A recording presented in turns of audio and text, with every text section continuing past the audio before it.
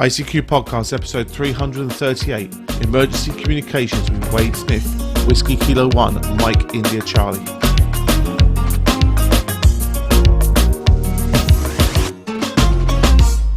Well, hello fellow amateur radio enthusiasts. Welcome to this, our 338th episode of the ICQ Amateur Radio Podcast.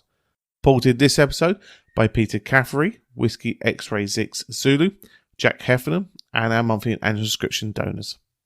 In this episode, Martin M1MRB is joined by Chris, Mike 0, Tango Charlie Hotel, Martin, Mike 0, Sierra Golf Lima, Ed, DD5, Lima Papa, and Frank, Kilo 4, Foxtrot Mike Hotel, to discuss latest amateur radio news. Myself, Colin M6BOY, rounds up the news in brief, and this episode's feature is an interview with Wade Smith, Whiskey Kilo 1, Mike India Charlie, and he talks to Bill Barnes, Whiskey November 3 Charlie, and talks about emergency communications. Well, as always, it's your very kind donations that keep us advert free and paying our way to provide the show for you. We'd like to thank Peter Caffery, Whiskey X-Ray 6 Zulu. Peter's been a long time supporter of the show, and he pops on a small message on the last episode. In relation to the news story about a fee for the US amateur radio license, he said that fees for the service are okay as long as the FCC provides an enforcement for that. So I think this goes back to the thing, if you're paying for a service, you want a service. So interested to hear your thoughts there, Peter. And we'd also like to thank Jack Heffernan. No call sign for you at the moment, Jack, but feel free to pop along a note to us and let us know your call sign. Jack has kindly set up a new subscription donation to us. These are very important to us. They help us provide us for a monthly base to pay our hosting costs, etc. for the ICQ podcast. So many thanks, Jack, for setting it up for us. We really do greatly appreciate that. Okay, so now we're going to join Martin, Chris, Martin, Ed, and Frank to discuss and generate thoughts about the latest amateur radio news, including 5G using drones to beam signals from the stratosphere, along as well with news of a shortwave radio blackout. As always, guys, really hope you enjoy. Well, hi guys, welcome to episode 338 of the ICQ News Podcast, and tonight's news roundtable for that episode. Tonight, I'm joined by Mr. Chris Howard M0TCH. Hi, Chris. Hi, Martin. Episode 338. Blimey, we're getting through these, aren't we? Oh, it does seem a long time. Mind you, it is coming up for 12 and a half years. So, yeah, it's good. Time is zipping by. There you go. It certainly is. Now, also joined by Mr. Martin Rothwell M0SGL, who often likes to get me into trouble, but you haven't on the repeaters recently. Well, I'm trying to behave myself. You know, the repeaters, there's a chance that other people might be listening. You know, we have to keep it. We don't know who's listening on there, so I have to try and keep it, you know, tame and not getting you in too much trouble. But, you know, I'll do my best. And when we're allowed out to all the events again, then believe you me, the gloves are off, and we will get you into as much trouble as possible. But that might be a way off yet. Yeah, well, I did promise to send George Thomas a list of our rules of engagement when we go out to an event. Our tongue-in-cheek, and I found it the other day. It's on our FAQs, so we'll send that to him as well. But we do have fun. Yeah. Moving on, moving over to Germany, we have Mr. Ed Durant, DD5LP. Hi, Ed. Hi, guys. Yeah, keep the coffee level down with Martin. Yeah. I'm well down on coffee today, Ed. You're perfectly okay. I sometimes fight, but I'm okay today. And moving over the other side of the pond, tonight we have Mr. Frank Howell, K4FMH. Hi, Frank. Hey, Martin and guys. It's great to be here with you. Yeah, and we all spotted you on Ham Nation last week, so that was good as well. Well, they ran out of good people to get on, so I try to fill in when they have those needs. Yeah. Well, I thought you hijacked it quite well, Frank, so good one. Well, I was wearing the company shirt, so Colin had sent me a reminder, so. Yeah. The orange shirts do stand out, don't they? They do. Yeah. Now, hopefully, Mr. Bill Barnes will join us. Bill, at the moment, is having a company meeting, and he's going to join us when he can. Mr. Bill Barnes, WC3B. So Bill will join us when he can, and we'll go from there. Right, our first news story. I kind of like this one. but it wasn't amateur radio. And then I thought, could we do this in amateur radio, instead of flying satellites? Because for 5G, they're talking about potentially using drones to beam signals from the stratosphere.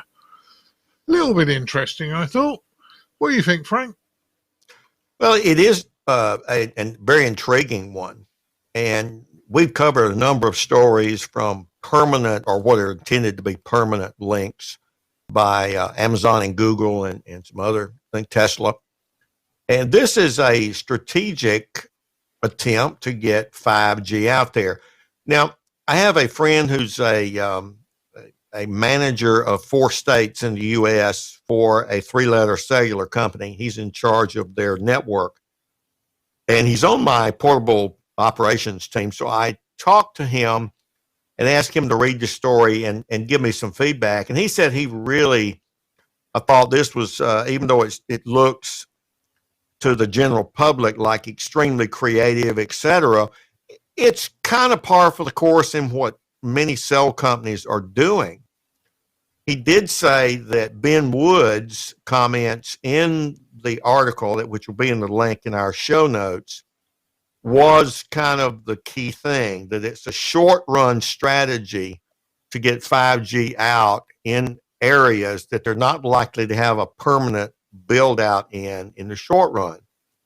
Here in the States, AT&T, for example, has been using cows or cell on wheels, cellular systems on big trucks, and then they're going to Colts, which are smaller trucks, and they have a 75-foot pneumatic mast that they put up with a satellite dish on top of it. They did that in Louisiana a few months ago, where we had a hurricane or tornadoes rather, and lots of damage. And within 6 hours or so, AT&T had cellular service there. So the technology for what they're planning on doing on these, not these little hobby drones, but what we might see as military-sized drones, is very strategic. And they've got an interesting power structure. Some of the other presenters will probably comment, but they're going to do it with hydrogen. What was that blimp they had back in the day? A dirigible? Well, we probably shouldn't go there. Intriguing, Martin. Intriguing. Yeah, well, I was just say, I thought the one of the options was, is this going to be another option for us amateur radio people instead of sending satellites up like the CubeSats and costing an absolute fortune? Is something like this going to be more cost effective for amateurs? I don't know, but it was just a throw the idea in. Well, it's interesting because each aircraft that they're saying would replace 200 fixed terrestrial masts. So, yeah, but coming back to Martin's suggestion there of whether we could get some amateur radio transponders on these aircrafts, the footprint's a lot smaller than it is from the satellites. So while it would be interesting, and if somebody knows somebody working for these this Cambridge company, who knows? I remember back in the 70s, there was an experiment once, I'm pretty sure it's from the people behind Radio Caroline, to transmit TV from an aircraft flying over the UK. Obviously, that would only be at 30,000 feet or 20,000 feet or whatever, not the 60,000 they're talking about for these drones.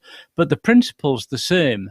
That didn't work because, of course, the antennas were all pointing the wrong way, weren't they, for the signal? So, or whatever reason it was, it didn't actually work. But you say, even back in the 70s, they were considering airborne transmissions as a way of getting communication to the people. And that's basically what they're doing now, several decades later. It'll be interesting to see. There's a note in the report that says they've got some sponsorship from Deutsche Telekom, or T-Mobile, as you might know them. In Germany, we've just telecom customers have just received a letter telling them as of June there will be no more 3G service. If you have a 3G phone or tablet, you'll only be able to use it on 2G, which effectively means phone and SMS. The reason they're doing this is they're going to use the frequencies from 3G for 5G. for build out of 5G in the more remote areas in Germany. So I think 5G is going to be an interesting mixture of different frequencies and different technologies almost in different countries, because the frequencies in use in the UK could very well be different to the frequencies in use in Germany or in the US. Yeah, it is already in some places, but yeah, interestingly. Yeah. Right, Martin, what's your thoughts on this one? Well, you mentioned about the frequencies. You mean, do the phones support this? Do the phones just support a set range of frequencies and you can put whatever technology, 3, 4, 5G on any frequency? I don't know. I'd be interested to see about that. I believe they're all SDR based, so, change the firmware and yes. Okay. Well, the other question on this, we talk about the drones, how long will the batteries or fuel cells last? How long can they stay up for? I remember talking about this. Now, we talked about this a good few years back. And in fact, if you look at the pictures or the diagrams of the drones that they're talking about, they're pretty much exactly as I remember. And they were talking about flying them over. It was somewhere like Africa to deliver internet to places that don't have good fiber optic networks and things. And I seem to remember they said at the time that it was going to be cheaper and better for the environment to fly these planes or these drones for like 20 years or something silly than it was to launch a satellite to deliver the service. They talk about this being 5G. I mean, 5G, isn't there a whole thing about 5G, whereas the range on a 5G cellular transmitter is not that good? We talk about, a few hundred yards. I think they were talking about having to put in London cell sites or 5G sites every few hundred yards, like on lampposts and stuff, to be able to deliver the service even to just a few people. But looking at some of the pictures on there, even the receiving antenna is going to be absolutely huge in order to pick that thing up. So be interesting to see how it works, be interesting to see where it progresses to. And I wonder if it is the same group of people or the same organisation that was involved with this the last time we talked about it. If I'd have had the time to go through the stories, I could have found you the episode it was in. But we've definitely talked about this before, and it was quite some time ago. Yeah, in answer to your question, the drones are expected to be up for only 9 days at a time. So it's going to be a constant, landing, takeoff, etc. It's clever technology. Yeah. Wow. Yeah, just looking at that. So to cover the whole of the UK will require 60 of these drones, but I guess they're not all in. I guess if they fly for 9 days at a time, I guess you can have some on the ground that are going to need to be refueled and maintained and that. So they'll have to have more than 60. They'll have to probably have a few extra. So maybe they'll have to have 100 or something like that. But yeah, the fact they can have technology's got to the point now where you can stick these things up in the air, flying at phenomenal altitudes. 30,000 meters, isn't it? Something like that, 65,000 feet. Sorry, 20,000 meters, so 20 kilometers in the sky, 65,000 feet is a phenomenal altitude. That's a sort of Concorde type territory. If you think about it, it's like science fiction. We're going to get 60 of these things flying above the Earth autonomously, no pilots in them, just going to fly by themselves for 9 days at a time. And it's going to allow the whole of the UK to connect at 5G speeds to the internet. I mean, that's even 10 years ago, we're thinking, seriously, that's some serious technology. Now, this is going to cost a lot of money, I'd imagine. This is not. Obviously, I guess the benefits could be there. We could make some money, but this is going to require a huge investment to build this infrastructure and make it work. But I suppose, maintaining 100 of these drones and running them rather than having to have an entire country of cell towers, maybe actually it's the way to do it. And actually, I guess it would provide a greater coverage because, in rural areas where you can't always put towers up, this might actually be a great solution. So, phenomenal technology. Agree with you, Chris. And, you're dead right. I mean, the UK, let's be honest, is a small country. And we're lucky because their infrastructure is quite good. But for massive countries like the States, China, or Australia, these sort of things will potentially be an absolute godsend to getting the signal into areas where you just wouldn't normally get it. So, interesting. Sorry, one thing, just reading through the article further, 140 kilometre diameter area is what each of these drones will cover. So it's like a patchwork quilt. You've got to plan them all to be in the right place as well. So in the case of, because it costs so much, you'd probably find that it's not worth doing for the price, for example, to provide internet to the outback in Australia, it would probably cost too much. But we'll see. But that's why my friend in the industry here was saying it's a short-term strategic location technology. Yeah, and it's not 5G. Well, I don't know. What is 5G speed? It depends on the vendor. 100 megabits per second, which is 4G speed.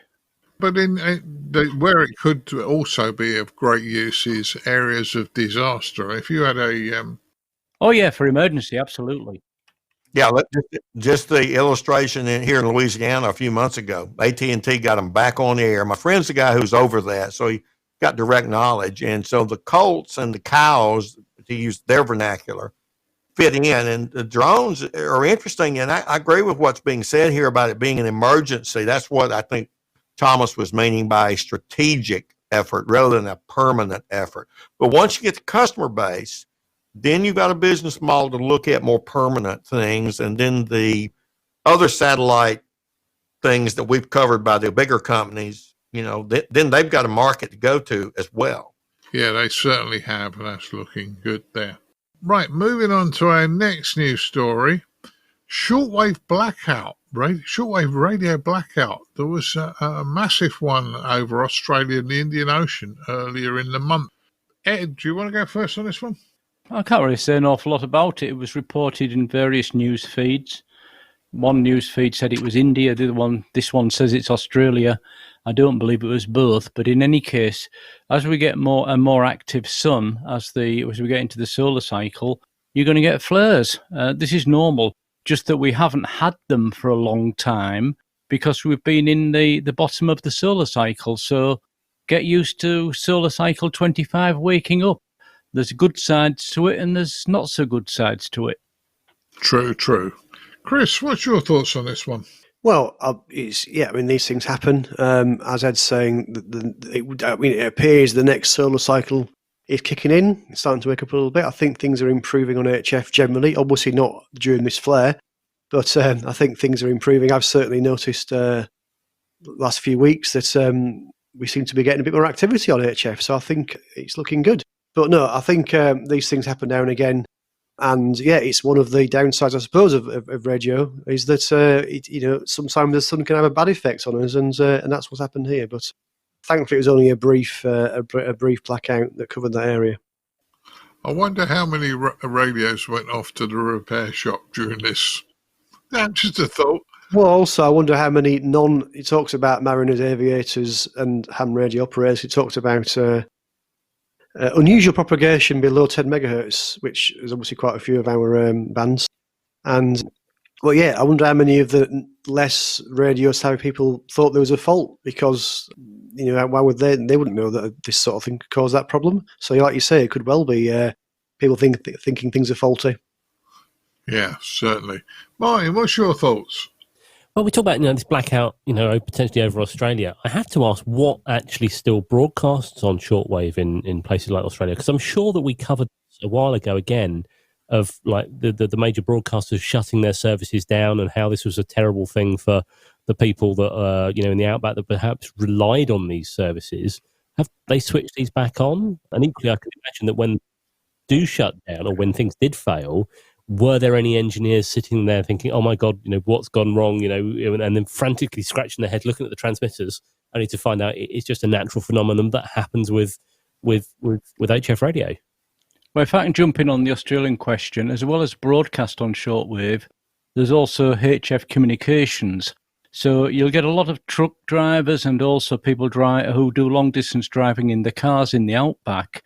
Where there's no cell phone coverage, they will fit a HF commercial radio, and that would also be blacked out by this. So they'd lose their communications as they're travelling across the 3 or 4 days across the outback. Sorry, how long did it last for? Would you say it was 3 or 4 days? No, I can say they can be driving for 3 or 4 days, relying on HF communications. How long this blackout was for, I don't know. Yeah, it didn't give us how long, but they can be fairly short-lived to quite a few hours. So it's certainly enough to wake it up. I mean, if it was only like 10 minutes, it wouldn't have made a news story, I would suggest. but the fact it was out for probably a good few hours is more than enough. What's your thoughts, Frank? Well, it's a thing that happens, and as we covered several episodes ago, my interview with Scott McIntosh out in Colorado about the solar cycle changes, as he talked about the magnetosphere, as it begins to go through a cycle and generating the dynamo model, if that's what you subscribe to with regard to how the sun works. But these things are a kind of a natural in the sense of a usual and customary byproduct. I think the other presenters have sort of said this, and it's going to happen. I will agree with Martin Rothwell. If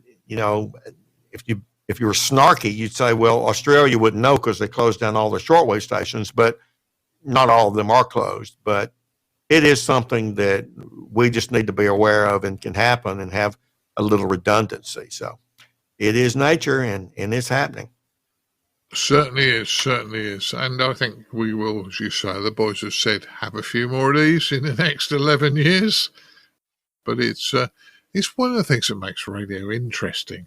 Sometimes you get mega propagation. Sometimes you get no propagation. You think, what's wrong with my radio? So I've done some more Googling. Yeah. And another site, it says it happened on the 5th of November, just after midnight, and it lasted for just under an hour. Oh, sorry, nearly an hour is when it lit up the sun's magnetic canopy. So I assume that's when it was causing captured an extreme ultraviolet flash, apparently, an observatory from at NASA. So, it looks like it was around about just under an hour. Yeah. But if you were a mariner or somebody who needed radio, you'd be getting quite worried, I'd suggest, if you lost it for about an hour. But there you go. They say we must expect more of these things possibly in the next 11 years. Moving on, I had a little bit of a panic when I saw this story, and maybe I'm just getting all green and doing things properly, but there's a story about Morse code being transmitted via a Raspberry Pi due to RF leakage. And it talks in the article about there being an RF leakage off the Ethernet cables on 125 megahertz. Well, hang on, my brain suddenly went in, hang on, 125 megahertz, that's aircraft band. So we thought about this, and I thought, well, it don't take long before somebody will say, I'll build an amplifier and we'll amplify this. Putting a reasonable antenna on it at the moment, they reckon they can do 100 meters on a Raspberry Pi. But Chris, you've got one of these Raspberry Pi 4s. Well, just happened to be, we were talking about this before we started to record, and within arm's reach, I've got both the handheld and the Raspberry Pi 4. So should we give it a try? So handheld set to 125 megahertz. Let me just power on the Raspberry Pi 1 second. And I'm just going to put the microphone into the handheld. So plugging it in. And now unplugging it. So absolutely, it definitely transmits on 125 megahertz bang on. So according to these article, it's the Ethernet port which does that. And people can do things like write code to turn on and off the Ethernet port to send Morse code. But of course, as you're saying, Morse, 125 megahertz is right in the middle of the airband. So I'd imagine that your local airport's not going to be that impressed if you were to do that on one of their frequencies. Yeah, I think you might get a visit. What's your thoughts, mine? Well, you think Ethernet is effectively it's RF, isn't it? It's RF going down twisted cables. So it doesn't surprise me that you can do it, and perhaps people have worked out how you can do it. But 125 megahertz, it does make me wonder. All these different things that we have that are using frequencies that they're not technically licensed for, or that they shouldn't be there. Thinking of things like PLT, VDSL, that sort of stuff. Now we're in airband, and as you say, how long will it be before some idiot gets an amplifier, tries to amplify it, completely oblivious to the fact that you shouldn't be doing it.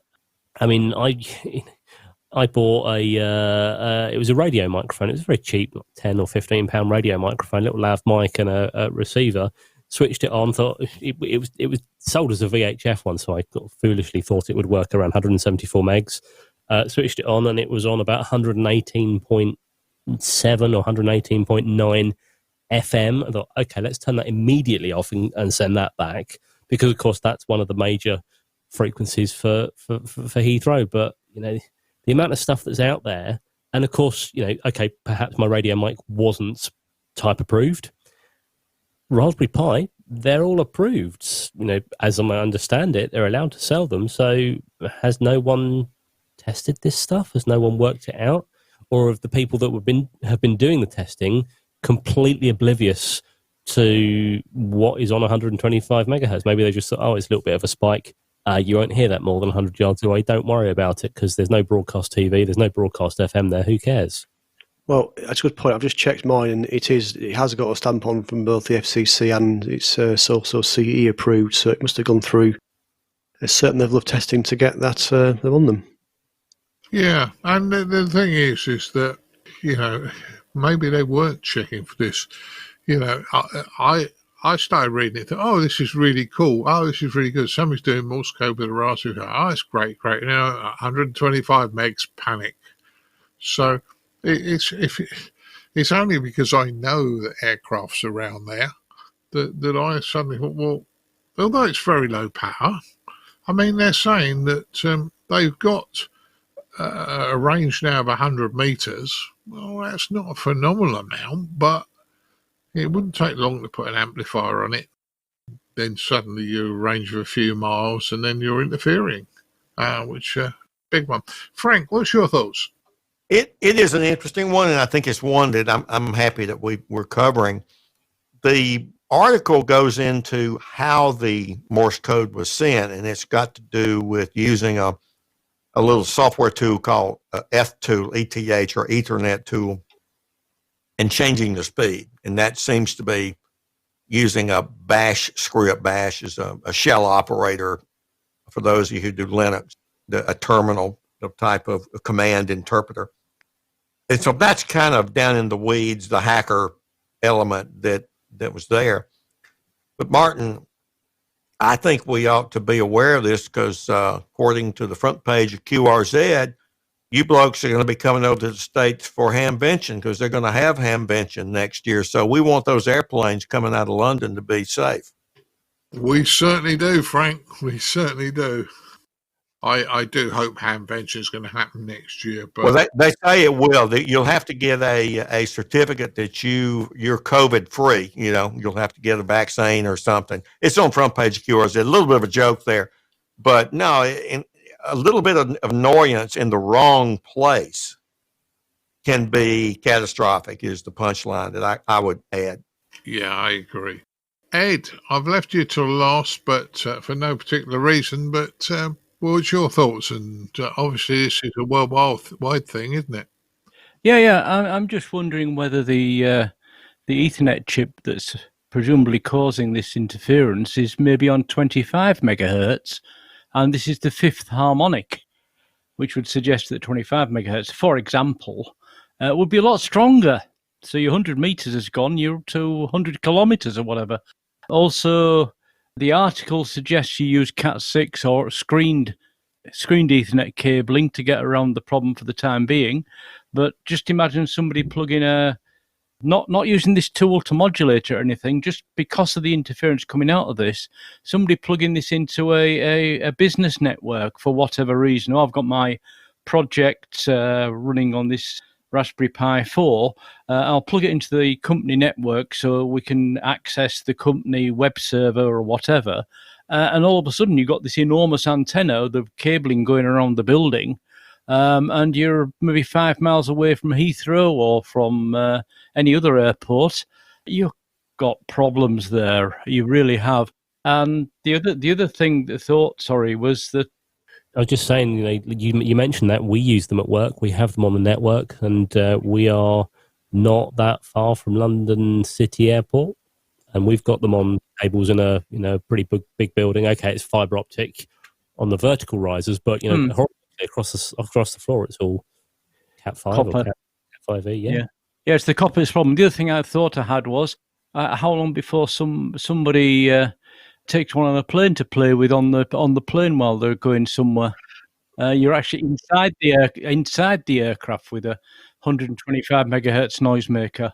Yeah, I think you can get a Raspberry Pi kind of I think not the Pi 4. I'm not sure, but I'm sure there's a Pi Top, is it, which is a laptop type form factor. Type 400. Yeah, but even somebody that just wants to program their Raspberry Pi on while they're killing some time while flying from New York to London or whatever, an adult or a younger person, doesn't matter which. As soon as one of these goes onto an aircraft, that's bad news. Just actually through there, Ed, just tried it on 20, just the receiver on 25 and 50 megahertz and nothing at all. So it looks like it probably is the primary frequency. Primary, exactly. Yeah. Okay. Well, it's also going to affect anybody who uses a Raspberry Pi 4 for the workhorse engine for an SDR dongle, isn't it? Because you start scanning around the VHF band, you have this monstrous signal thinking, where's that coming from? And it's yourself. The only thing I would say is this might not just be a Raspberry Pi thing. If they're using a common chip for providing the Ethernet, this could be lots of things: laptops, desktops. Who knows? Anyone that's using that off-the-shelf chip for the Ethernet, I would suggest, might actually also have the same characteristics. But I don't know.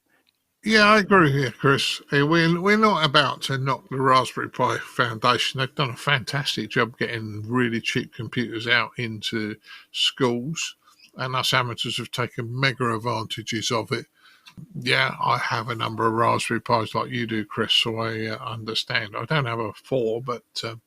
I think on the Pi, I'm not sure about the Pi 4, certainly some of the earlier versions, I think they had the same chip that powered both the Ethernet and the USB ports. Now, the Pi 4 has got 4 USB ports plus the Ethernet. Maybe that's got separate, I don't know, separate chips, I'm not sure. But yeah, I suspect this is an off-the-shelf chip that's being used that perhaps has got the issue rather than something that's more central to the Pi design, shall we say.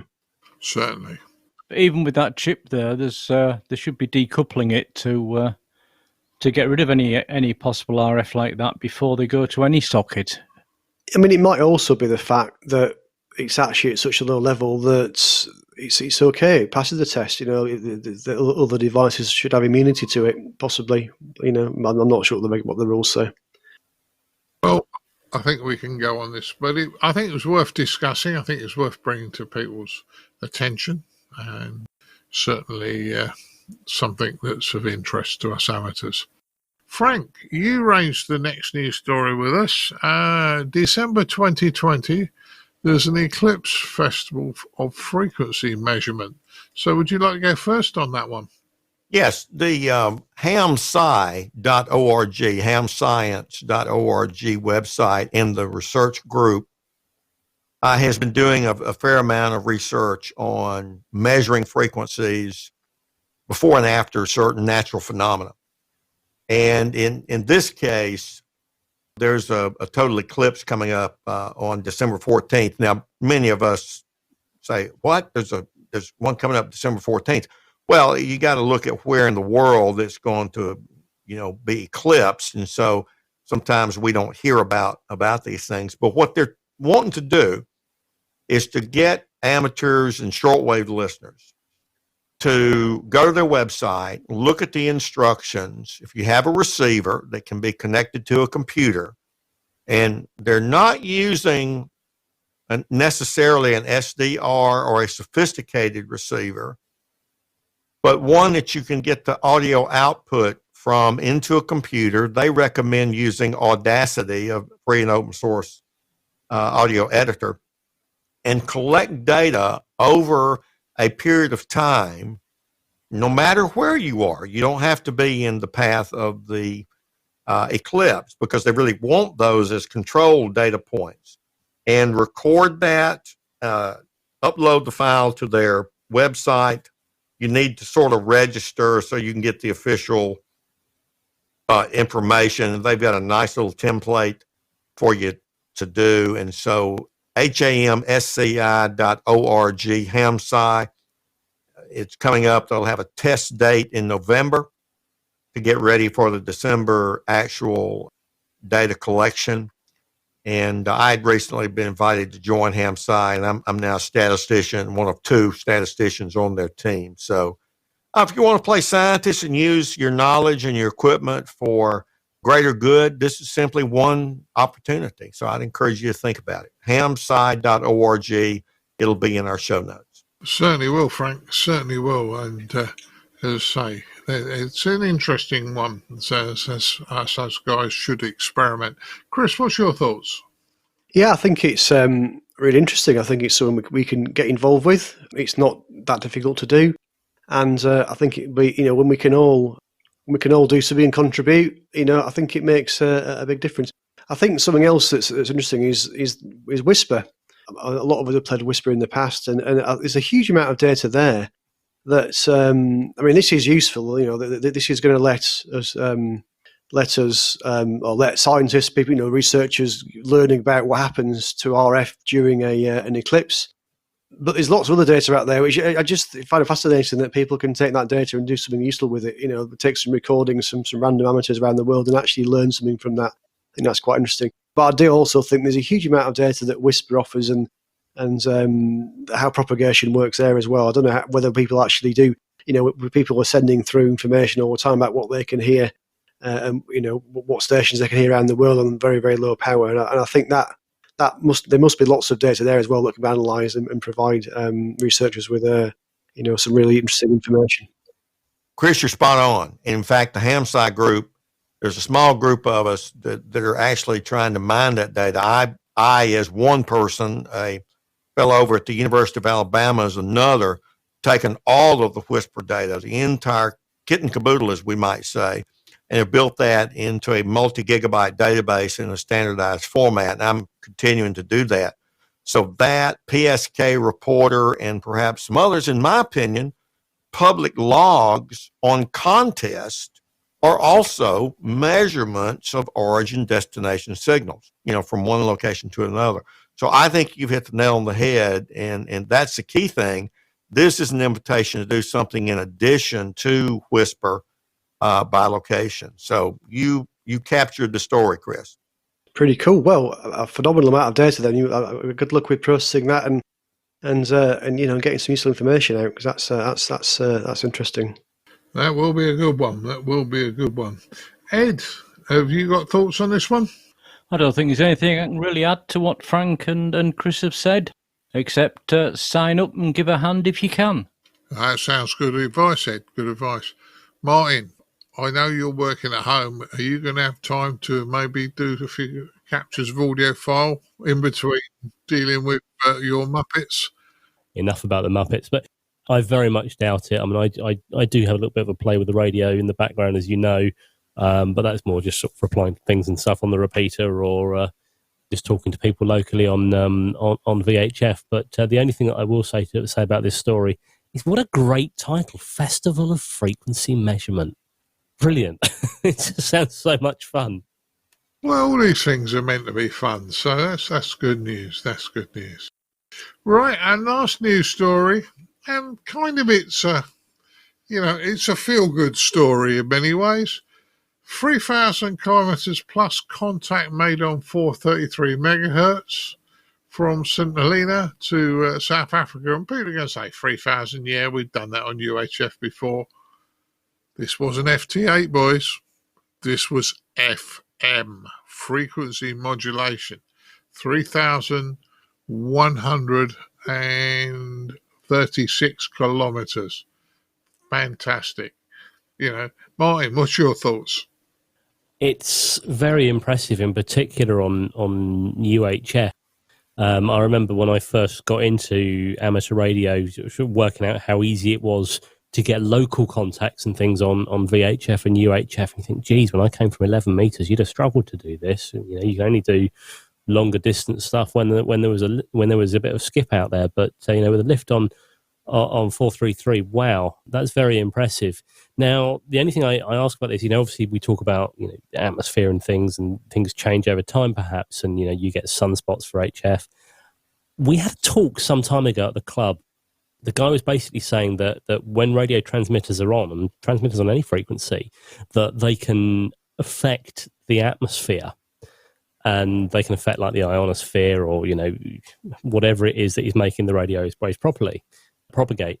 Is it possible that perhaps some transmitters have come on, some transmitters have gone off, and therefore are affecting propagation on 70 SEMS, and therefore it is more possible now that this might be more possible going forward? I mean, I didn't see what the kit was that they were using, but I mean, geez, 3,000 kilometers, that's a hell of a whack on UHF.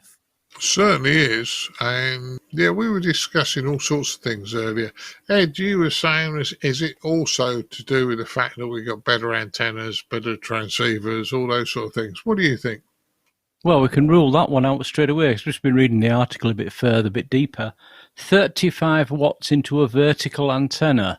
It says vertical, and by vertical, usually we understand an omnidirectional vertical rather than a beam, because then you'd say a so many element beam. But the story says a modest 35 watts into a vertical antenna. Thinking about the distance, it's like about halfway. If you drew a line from the bottom of South Africa across to Brazil, the distance is about halfway. But we've been getting from Cape Verde further north across to North America, more and more records broken, etc. And I'm wondering if it's just, as I was saying, better equipment, better receivers, better antennas, or whether indeed something is changing in the atmosphere on VHF and UHF that's making these longer distances possible. This particular one is supposed to have occurred because of a marine duct, and they've got the charts in the article. The link in the show notes is there. That would make sense that it's a marine duct, and they just happen to be both on at the same time.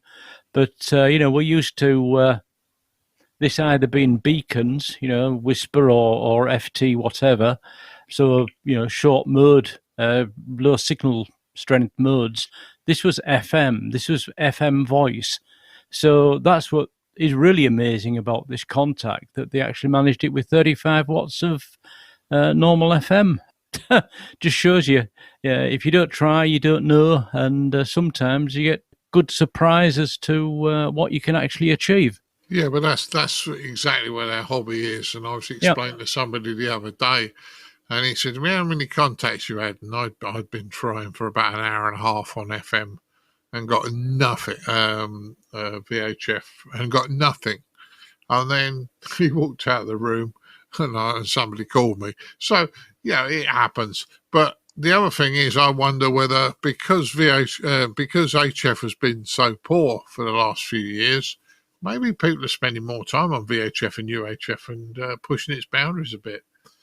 Chris, what's your thoughts? Well, I can remember an incident which you may have forgotten about when we were about to go on to HMS Belfast a couple of years ago, and we often chat on UHF while we're on the way there, just to sort of meet up, normally within very short range.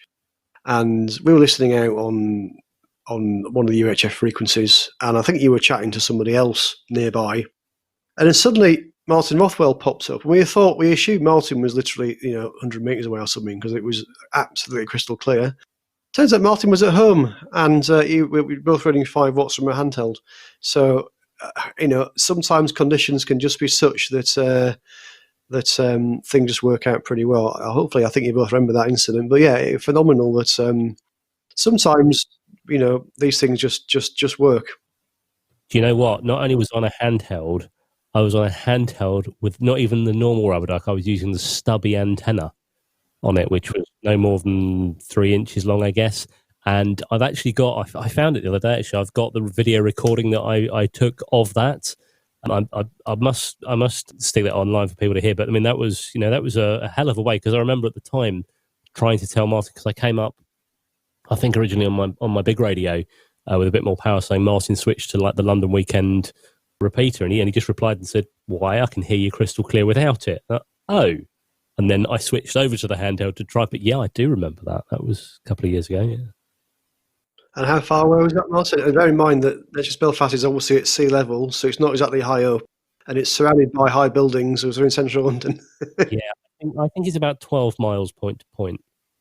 Yeah, but then also, in the same conversation, I worked a guy at just north of Guildford at Newlands Corner I remember that. in the same day. So there was a phenomenal lift on UHF, and I would have not expected to work you at 11 miles away, but in the location I was at, but certainly out to almost Guildford, which is got to be 30 odd miles plus from central London.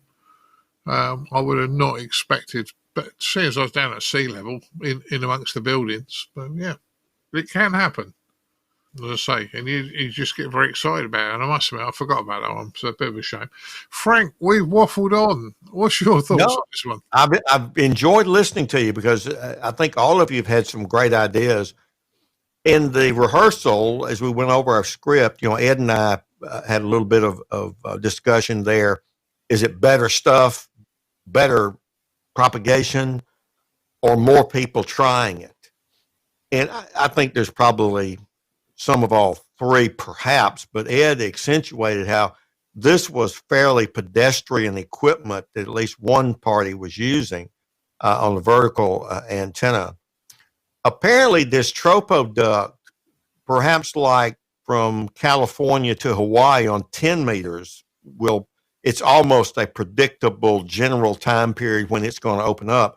This had been opening up. And if you go to the Echo India 7 GL, EI 7 GL blog, where we got this story is from, which will be in our show notes, there's a beautiful map. And Martin Rothwell, I think, mentioned this. They've got a tropo prediction map with the point-to-point circuit there overlaid. So it's just clearly a factor there. Here in the States, many hams, and it's far from all, I don't want to besmirch anyone, K0NR, Bob Whitty is one clear exception. I keep up with him out in Colorado. When many American hams think about handheld radios and FM, they're really talking about repeaters. There's probably not that much even in the way of simplex used as it had been. But I think the HF cycle being depressed, and Martin Butler, you mentioned this, more people are doing this because they can experiment and get excited and this kind of thing. So this is a terrific statement about what can be done. And, for the fun of it, it's like that old story about the old man and the shark, in the rowboat out in the ocean. Who's going to win? Well, they did something of 3,000 miles with fairly pedestrian equipment. It's very exciting, and it all brings to mind for me our colleague Edmund Spicer, who has proven time on task can produce a lot of reward. And the thing is, last note on this one, you got to be in it to win it. If you ain't calling, if the band appears to be dead and you don't call, the band is dead. Yeah, absolutely. Because unless somebody calls, there's often loads of people. And I'll guarantee this, it's happened to me a couple of times, not because I wanted to, but because I made a mistake, boys, and I put my hand up. But I've called on the 2-meter calling frequency in London, and then somebody's come back to me and I've forgotten to move frequency. Now, the band, the calling frequency has been dead for 4 hours. Nobody's called through it. And you forget to move, and you have a couple of overs, and half of London wakes up and says, get off the calling frequency. So the bands are not always dead. People are just waiting for somebody to do a call. Martin, I live on a big lake, and I'm not on the water. I'm across the street. The same thing happens with people who gun their engine before they get out of the harbor. Half the people living on the water come running out. No wake, no wake. Yeah. Oh, dear. But it happens. But anyway, nice story to conclude with. And yeah, thanks, Chris, for reminding me of my nice 77's contact. I've had a couple of really good 2-meter ones as well, but that's another story. But yeah, that's a good one. Right, let's find out what you guys have been up to since the last time you were on. Chris, yourself, what have you been up to? Very little radio, I'm afraid. A couple of times I've been in HF, but only because I noticed on the cluster that it was suddenly looking quite busy, so I thought I'd give it a try. But I've been so busy with work recently, I've had very little time, I'm afraid, to play. Work one nice station. No, I managed to work. There's a UN special event station, United Nations special event station, working out of Austria, I seem to recall. But it was nice to get a UN call sign in the log. Certainly sounds like it, and I suppose because we're in lockdown, you and I ain't been out playing, so Nah, it's true. That's killed it a little bit for us, hasn't it? Absolutely, yeah. But hopefully next year it'll all improve. Mr. Rothwell, young Martin, you and I have been nattering quite regularly these days on GB3XP. I must admit, when I'm on early shift, you're not around first thing in the morning. But then there are very few people at 5 o'clock in the morning. But Repeater's connected to the internet, so if you connect up to one of the groups like America Link or somewhere like that, you're bound to find someone to talk to. But go on Fusion most days, listening at lunchtime through GB3XP, and we have a chat on there. I was chatting to somebody on Analog earlier as well who came up and said, "Oh, I never hear anybody on here." Like, do you ever call? No. Well, that's why you don't hear anybody, because you're not calling out. And of course, during the day, most people are working, albeit working from home perhaps, but most people are working. Also listen to a bit of D-Star on 1C and also on 30C during the day as well, just to sort of have something on in the background. And been tuning around, actually, listening to some shortwave stations. They're just on my HF radio here, just having a listen through, seeing what's there. And some really weird atmosphere type music, and I'm not sure if they were a pirate or what, but I didn't find them again. Quite interesting to listen to some of the stations on there, and also hearing a couple of stations that I know are broadcasting on medium wave, seemingly coming out of my radio on long wave. I don't know how. They're definitely not broadcasting on long wave. So I don't know whether it's getting into sort of like some harmonic or it's getting into the back end of my radio somehow. Ironically, the AM broadcast tower that's a few miles up the road from me here, I don't hear anywhere on long wave, but the stations that I am hearing are broadcasting from AM towers probably 20 miles away, and they just seem to be getting into the long wave. So I don't know how that's working, but it's intriguing me to listen and try and work out what I'm listening to, where it's coming from. And of course, with a lot of the medium wave stations and things in the UK shutting down their transmitters, the ones that are on, I'm hearing from further away now, which is again quite interesting to listen to and to see what I can hear. That's what I've been playing with in the background while I've been working and talking to my customers. yeah, on your radio signals picking up, I was thinking it might be something to do in the mixer because you have the sum and the difference. But normally the IF frequency is the difference between the local oscillator and the received signal. But if it was if your IF was on the higher one, then you might actually be hearing the unfiltered, or maybe it's some filtering that's got a bit awry in your radio. Don't know, without having a screwdriver at it. I've already been in with a screwdriver, but that's a whole other story. Yeah. Ed, what have you been up to since our last chat? Well, on the last time I was on, I mentioned that I was happily talking on a regular basis to Ron down in New Zealand, ZL4RMF. I've continued to do that every few days. It seems to me that the grey line propagation that I'm using, and that it's consistent when the other propagation, the normal HF propagation, varies. The grey line is always there and reliably the same kind of signal strength for an hour and a half. Various stations down in New Zealand are coming through and are workable. So that's actually an interesting experience because I've learned more about propagation. And I always thought grey line, that's to do with long path and da-da-da. No, it's separate. It's a separate thing altogether. Apart from that, I eventually got my portable amplifier fixed. I found the faults in that.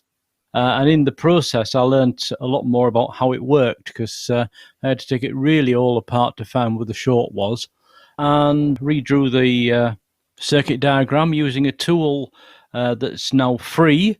It's been released by the manufacturers of it, or the author of it, because the author's retiring. And the link to that is on the ICQ podcast website, as well as a news item. Very useful for drawing and for testing the circuit out. In any case, through that and through a detailed look at finding the fault, I now understand a lot better how this little amplifier works. So much so that I spent another €20 and bought another kit. So I'll build it up completely myself when that comes. The one I bought before was pre-built. So yeah, a lot of fun with that. I took it with me, but I didn't use it. The lockdown here at the moment is a little bit different to what you have in the UK, in that we are allowed to go out for exercise, etc. That could very well change in the next few days, but at the moment we can. So I actually got out and activated 3 SOTA summits today. So I've had quite a long, busy day, and but a successful day. So that was quite enjoyable to get back out onto some hilltops, which I haven't done for quite a while.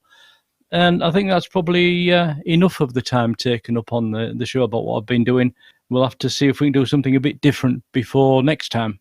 Back to you, Martin. Yeah, that sounds interesting, Ed, and sounds like you've been very, very busy. So that's good news. That's what it's all about.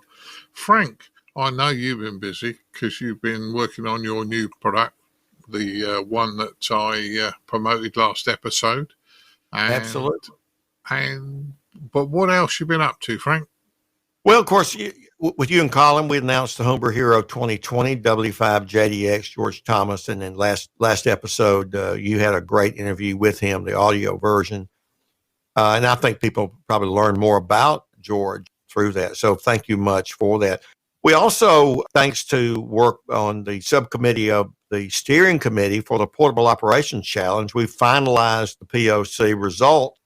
And it came down to a very, very competitive finish. And it was only a broken Maidenhead locator that determined the final winner. One had a long contact kilometers per watt that had to be excluded because it was actually not out in the Pacific Ocean, just a blown locator. But Magnus Samuelsson, SA0AQT in Sweden, is the grand champion. He scored over 11,000 points, over 10,000 on 80 meters. What was his strategy?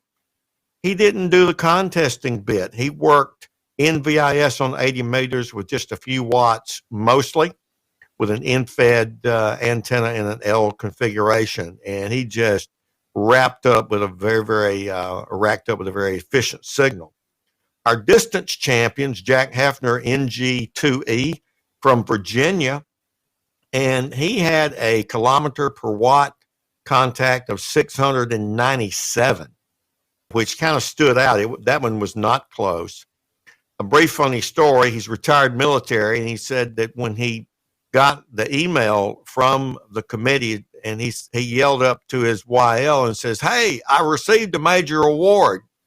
And most of us can identify with the response she gave. "Oh, yeah? It better not be a leg lamp." So he got a couple of Howell headsets from Bob Howell, and Magnus got a G90 from Zygo, courtesy of MFJ. So finalizing those, that Edmund Spicer M0MNG finished third, fellas, in the contest. So he did a great job to not be a contester. Other work I've been doing has been doing some work in my loft for antennas. I've installed 3 of them. One's a Cushcraft D4 40 through 10 rotating dipole, although it's fixed. I rerouted my 80-40 meter dipole from MFJ so it wouldn't load with it. And I'm trying an antenna I picked up very cheaply. A lot of hams would think the tilted terminated folded dipole, often abbreviated T2FD, is rubbish. It may be, but I'm trying it, and the meter readings are superb. It loads from 80 to 10. It's very low noise compared to dipoles because it's a loop, a folded dipole. Well, these are broadside to the United Kingdom and Europe, So, guys over there, maybe one day if the sunspots are hitting just right, we'll be able to have an HFQ. So this weekend, I'll add a 40 through 10 meter fan dipole from Alpha Delta that will be perpendicular to the other three, so I can cover some things there. So also added a stack set of 2 meter loops with a phasing harness and another part of my loft and a 6 meter loop.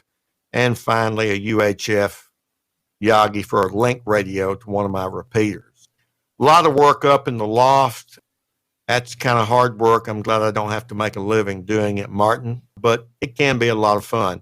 Finally, I picked up a couple of tiny SA spectrum analyzers from my workbench from R&L Electronics. They keep them in stock here in the States, and the software that works with that $50 item is growing. And so if you don't have a spectrum analyzer, or if you do, like I do, I have 2 commercial ones. You can put them in your shirt pocket. If you lose them or step on them, you're not out too much. So that's been my world since the last time I was on here, guys. Well, that sounds like you've been phenomenally busy, Frank. Phenomenally busy.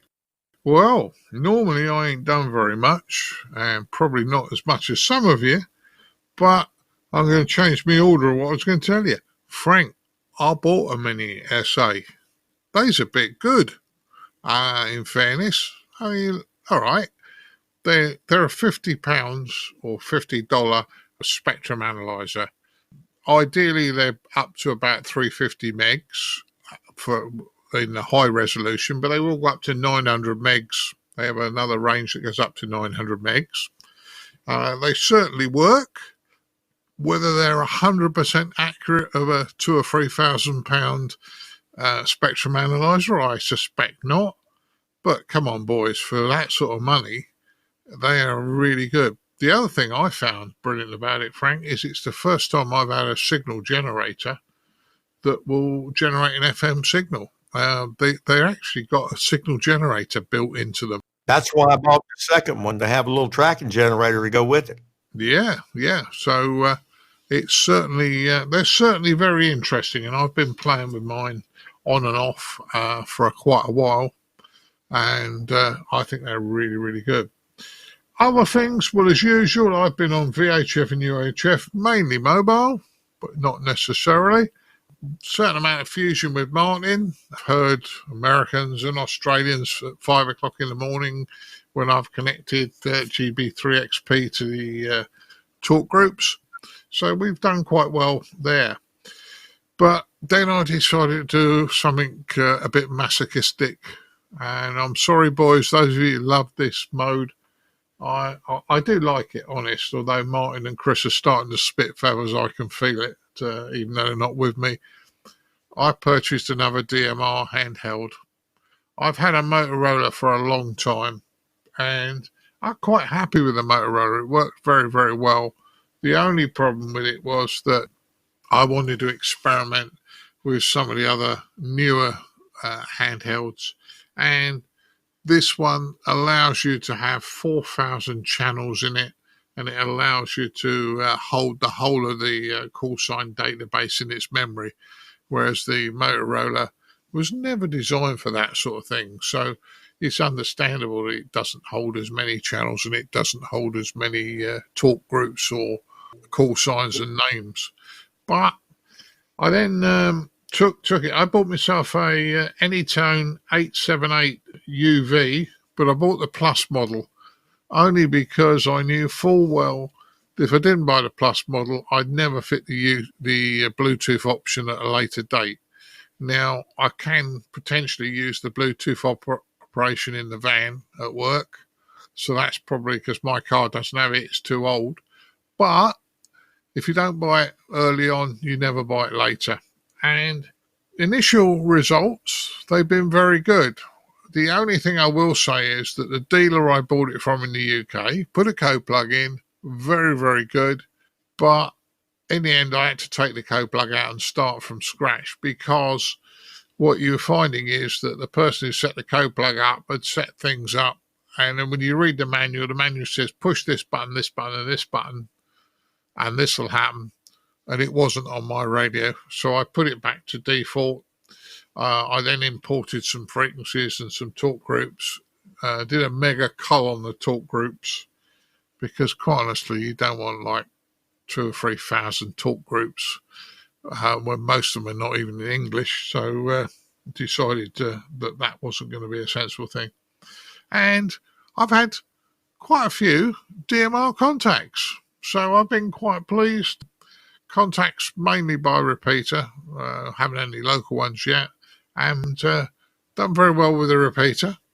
I don't know if I told you on the last episode, and I'm maybe repeating myself here, my hotspot went a bit quiet. My Raspberry Pi running a hotspot, and I thought, I haven't heard anything come through that for a while. Radio was on, every now and again, nothing strange. And when I had a look on the internet, I tried to connect to it, and it wasn't showing online. I went up to the back room where it is, and all the lights were on. I thought, okay.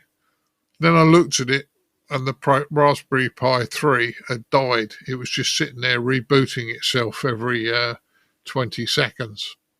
So I had another Raspberry Pi I managed to get hold of.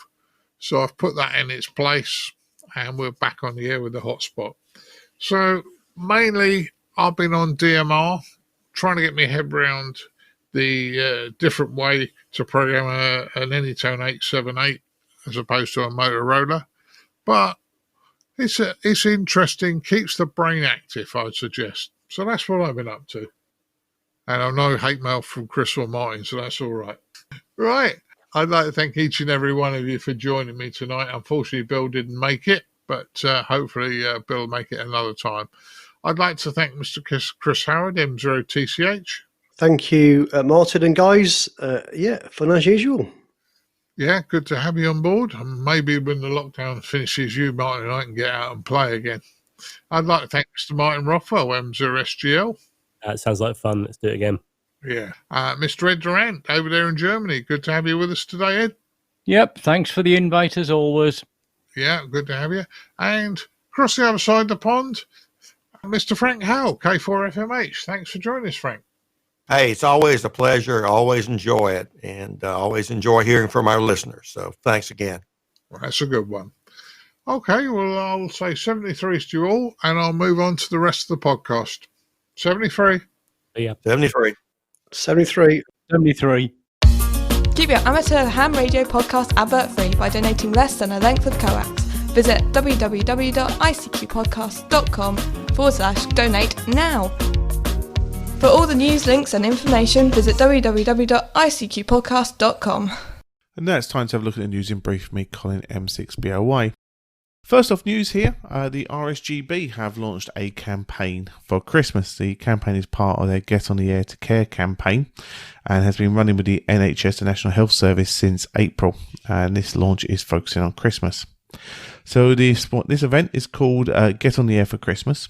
And across social media, they're asking people to use the hashtags GOTA4C, so that's Golf Oscar Tango Alpha, number 4, and C for Charlie.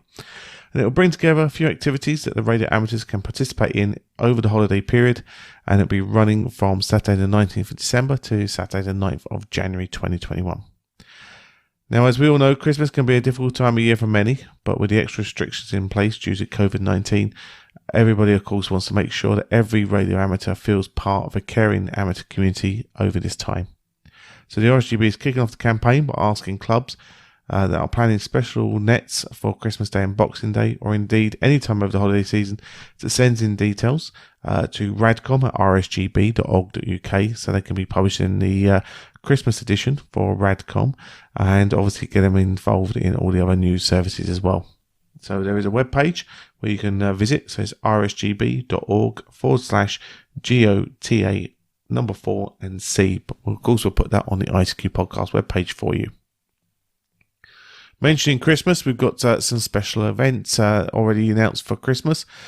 So call signs Papa Alpha 20 Xmas, Papa Delta 20 Santa, and Papa Delta 20 Elf will be running over the holiday season. Activity of operations and modes will be made available in due course, but there is a special award for working at least 2 of the Christmas stations that can be achieved there. So certainly keep out for these events being run by Ray, Papa Alpha 5 Delta X-Ray, and Vim, Papa Delta 8 Delta X-Ray. And unfortunately, we finish with some unfortunate news that low band aficionado John Devoldere, Oscar November 4, Uniform November, has unfortunately fallen silent key. He passed away in Belgium early on in the month. He was a 79-year-old ham, but unfortunately suffered with failing health. He remembered the ARRL and obviously local clubs throughout his life. Also holding the call sign Alpha Alpha 4 Oscar India. In addition to his enthusiasm for operating, he's also known as well for being the author of low band DXing, and also was big on ethics and operating procedures across amateur radio. So as I say, we obviously pass on our condolences to his family, and so that's everyone at the ICQ podcast. But certainly check out, as I say, John's work, and certainly a gentleman of wonderful ability that unfortunately now is lost to our hobby. Well, we're going to move on to our feature this episode, which is an interview with Wade Smith, Victor Kilo 1 Mike India Charlie, and he talks about emergency communications. As always, guys, really hope you enjoy.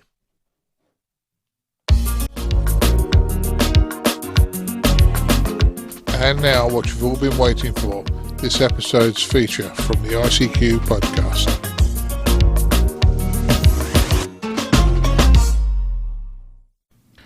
Hello, everybody. On today's feature, this is a long-awaited talk with Wade, VK1MIC, friend of mine from Twitter. I've been following Wade for years. He's one of the Australia's finest soda operators. Also, I'll get to watch him post pictures of his scuba diving stuff, which I really enjoy. And most recently, he's has some insight onto how the emergency communications work in Australia. Specifically, I was asking him about how things went with the wildfires back in January, which, you know, years blown by already, and I was asking him about this back in January. So I'd like to introduce Wade, VK1MIC. Could you please tell us a little bit about your ham radio history and your soda operating before we get into the emergency communication stuff? Hi, Bill. Absolutely. Thank you so much for the opportunity to have a chat to you. So, as you said, my name is Wade, call sign VK1MIC. I am a standard, which is the equivalent of your general, roughly in the US, and I have been licensed for about 5 years. I predominantly operate portable, and soda is a nice fit for that. Here in VK1, we have a really good mix of suburban summits and some really far out summits. The best thing about living in the bush capital is what Canberra is known as, is you're only an hour or so before you are well into the bush and well off the beaten track.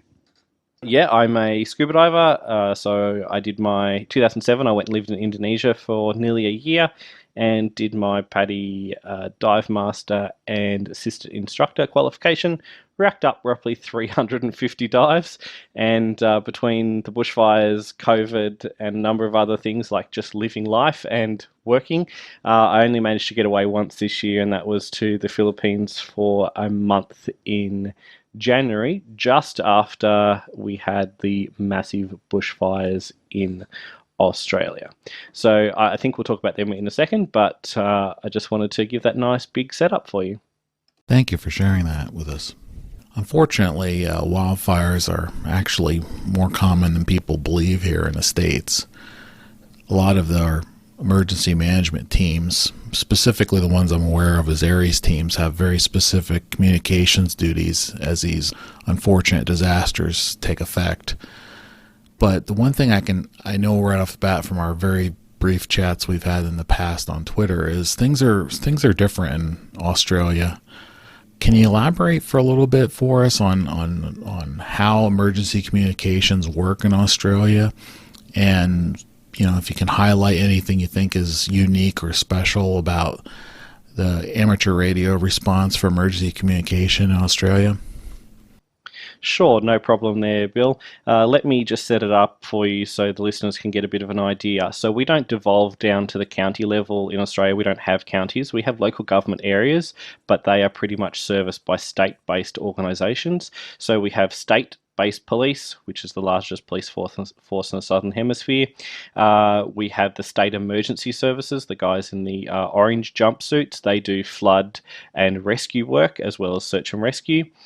We have the New South Wales Fire and Rescue, so they are town fire, so they do suburban fires, house fires, things like that.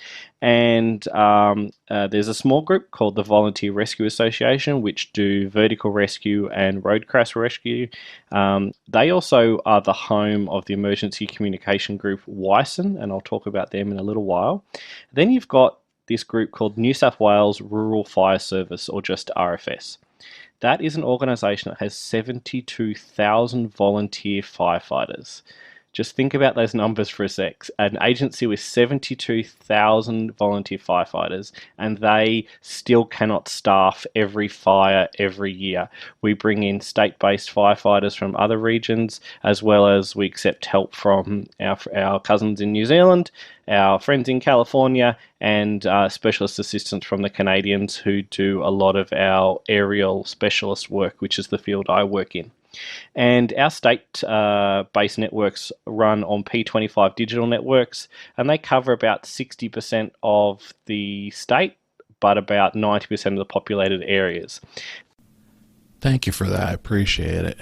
Can you share with some of us how the wildfires happened? It would have been your summer, and the response that the amateur communication community gave in those responses? As you correctly identified, it was our summer. Coming out of a mega drought for us, we had huge areas of basically 5-year drought affected areas, and it saw much higher fuel loads and much drier fuel loads on the ground. And fires started early in the season. They generally start on the north coast of New South Wales first, and they had some fires up on the escarpment. There's a spine of mountains that run right down the spine of New South Wales, and basically if you're on the east coast side of that, you get the warm and wet ocean field breezes, but on the top of that is the drier air. And fires started up on the top of the escarpment, and they started pushing towards the ocean and getting bigger as they went. They were the fires I actually worked on, but we had a catastrophic number of mega bushfires start this year through lightning strikes, and lightning strikes pushing into very, very dry country. From an amateur radio perspective, WISN, unless it is part of a state emergency plan, it is unlikely to be used at that primary response tier to events. They more than likely will work in the second tier agencies such as Red Cross and agencies like that. New South Wales WISN is part of the VRA. So the VRA Commissioner sits in the State Emergency Centre in Homebush in New South Wales with all the commissioners of the other agencies during the emergencies. And when roles are identified that cannot be filled by primary response agencies such as RFS, SES and Town Fire, requests for assistance get pushed out to VRA and things like that. And by November, New South Wales was running out of what's called air radio operators, AROs. They are people who are trained and qualified to maintain contact with aircraft operating over firegrounds. And I happen to hold the aviation ticket in Australia. That's issued by our aviation regulator, equivalent to your FAA, etc. From another job I used to do or wanted to do. And I said, I've got 90% of the skills. Would you be willing to take me? And they that was on a Tuesday, and I deployed on a Thursday up to the mid-north coast, and I worked up there for 2 weeks. But amateur radio operators provided bodies rather than equipment or networks to backfill in a lot of regional communication centres, etc. I believe there are 125 operators who worked across New South Wales, and I recently saw that they've been recognised with a state-based award for that. But yeah, I can't overemphasize that Australia is very, very different. We have a very large body of professional emergency service personnel, even in the volunteer space, that amateur radio operators who aren't trained and with identification and accreditation are just going to be shown the door if they start appearing at emergency operation centres. What do you think the biggest challenge with emergency communications with amateur radio's response in Australia was during this unfortunate wildfire season? Challenges, that's a really interesting question. I guess the big one is if you're not part of a recognised unit, such as Wyson in Victoria have relationships with the state police, and in New South Wales relationships through the VRA and then into the other agencies, you are just a civilian living in an impacted area. So what we did see, though, were informal networks of hams popping up in regions that were not necessarily cut off, but they didn't need to evacuate immediately, therefore not clog up roads, etc. So they were able to shelter in place. But I can't think of a huge event or something in recent time where they have been used. The last big fires in 2009, which I worked with from an agency that pays me money, but I know VK3 Wyson operators in Victoria, they definitely did a lot of work with that. And a lot of the things that we do in the amateur world in Australia is actually the community service work. So working with fundraising events such as rallies, car rallies, foot races, horse endurance rides, long distance bike rides, things like that. Things where they have a communications need, but due to their fundraising nature, they would never be able to hire a communications group to rent radios and things like that. And that's not to be disparaging to our people, because a lot of our amateur radio operators are also volunteers in any of the services that I mentioned before. So that's often where our knowledge and skill gets used, but it's used under a different banner. Do you think there's any lessons learned that might help other emergency communications teams around the globe as they plan their response and help their served agencies with emergency communications during something like this? Yeah, I think there's a trend as we continue down the pathway of relevance, and I don't mean that in the pejorative sense that amateur radio is not relevant. I mean the continued demonstration to served agency of the use, the knowledge, the skill, and the need for amateur radio operators. So I can see in Australia maybe not ever using our amateur radio gear, but actually being really skilled unit that can just pop in and fall in line with other emergency communications networks, etc. Overseas, you might start seeing specialist skills such as ARDEN, the amateur radio data networks, the high capacity networks and the cameras being deployed a bit more, move into the aviation space that I'm doing now with the qualifications. I actually see us almost, quote unquote, moving off the radios, but that's just the world according to Wade. They're definitely lessons I took away, because it was actually other knowledge and skills that I used rather than amateur radio stuff. My understanding of how the command and control structure worked, the coronial process, because all these fires are reviewed afterwards by a state-based coroner to make sure that there were no lessons learnt at the strategic sense. And also being able to bring other skills as well as our operation. So map reading, right the way through to logistics support, being whatever our agencies need us to be, and not being prima donna-ish around, I'm a radio operator, that's all I can do and that's all I should do, is probably my greatest advice. Thank you. Is there anything else that we haven't discussed yet that you think would be useful for sharing with the other people that are interested in using amateur radio for emergency communications around the globe? Kind of like lessons learned or general advice, maybe?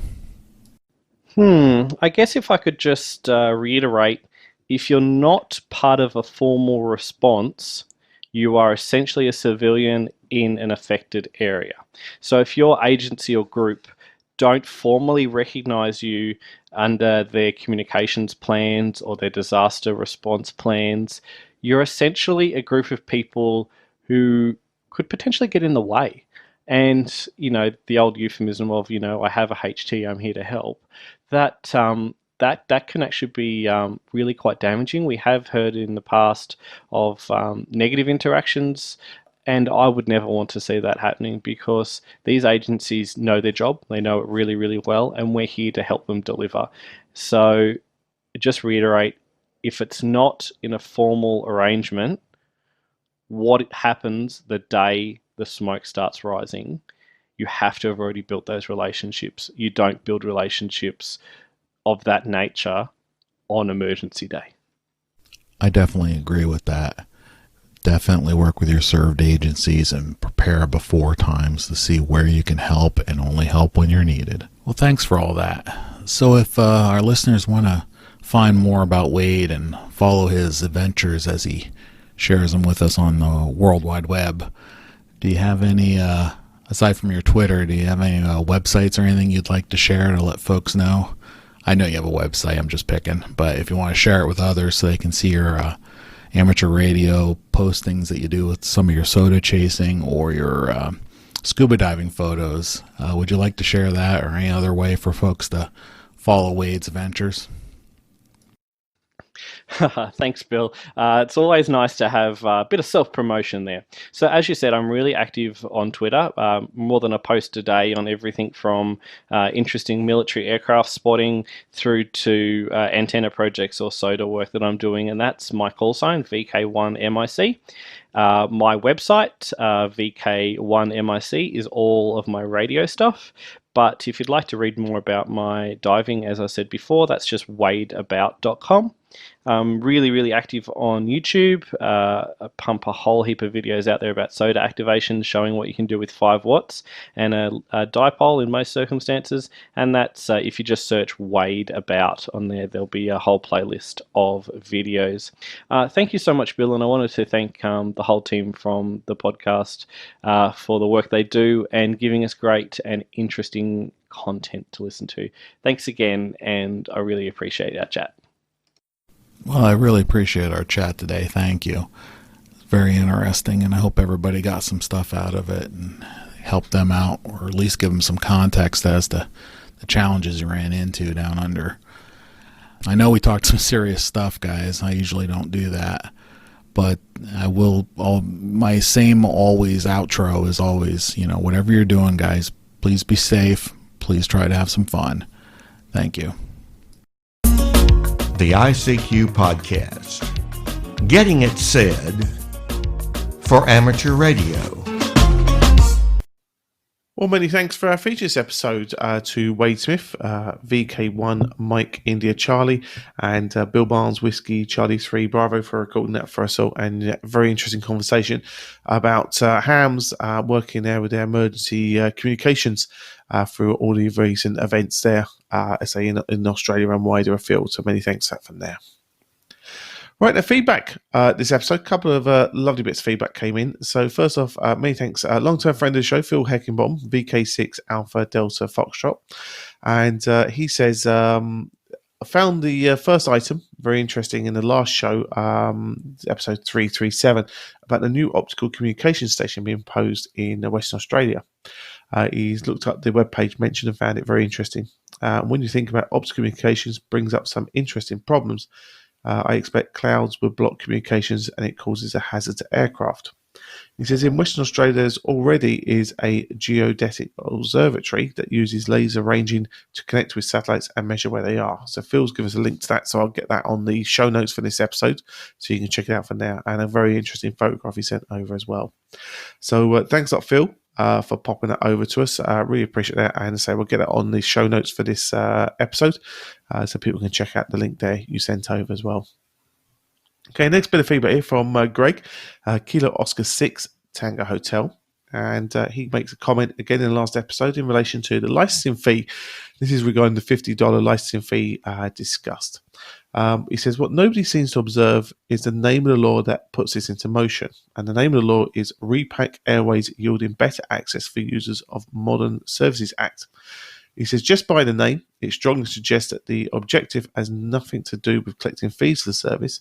And in his observation, they are trying to clear the frequencies of current occupants in order to sell them to others. Objecting that this will kill ham radio is precisely what they want to hear. That is the objective, to put up a barrier to entry to clear out the bands. Instead of complaining, we need to respond by demanding that they compensate us for our service by waiving any and all fees and by granting further access to the RF spectrum. The public is getting immense value from our free contributions, in addition to the tax we already pay every April. This is a test of character. We need to stand up for our role, not cower and submit to being nickeled and dimed out of existence. And that's Greg's opinion, K06 Tango Hotel. And I think this is an interesting one because we've also got Peter Caffrey's suggestion at the top of the show, Dad, where he said about, fees are okay as long as the FCC provides enforcement. And Greg may be saying there that, look, you're getting tons of value back out of us by not having a license fee, by what we do for emergency comms and, in terms of all the research that hams do and the development they do, etc., in various industries, etc. Question being is it all about value for a potential $50 license fee, or is it about the fact that ham's already paying in spades anyway? So, maybe by giving back the spectrum and the license fee for free, just gives back something back to the community that hams are offering all the time. Yeah, it sounds interesting. And the whole thing is, this is a discussion point, and I'm glad the boys wrote in and have enabled us to discuss it further. It's a difficult one. I mean, we do have a hell of a lot of privilege. I remember being told about 20 years ago that if you wanted a frequency, a lock frequency for your business in the UK, it was something like £1 million a year for one frequency if you wanted mobile coverage over the whole of the UK. So, obviously that goes up. Now, the number of channels we have, phenomenal amount of bits and pieces, and they are worth an absolute shed and three garages. I can tell you that they're worth a phenomenal amount of money.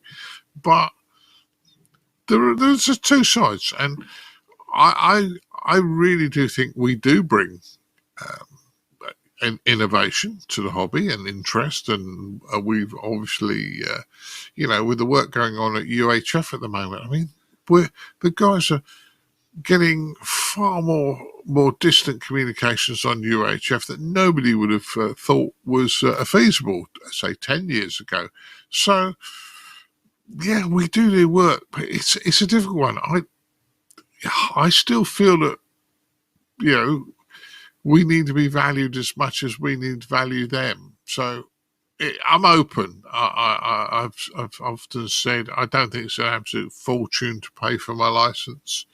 But I say in the UK I don't have to. So there you go, Colin.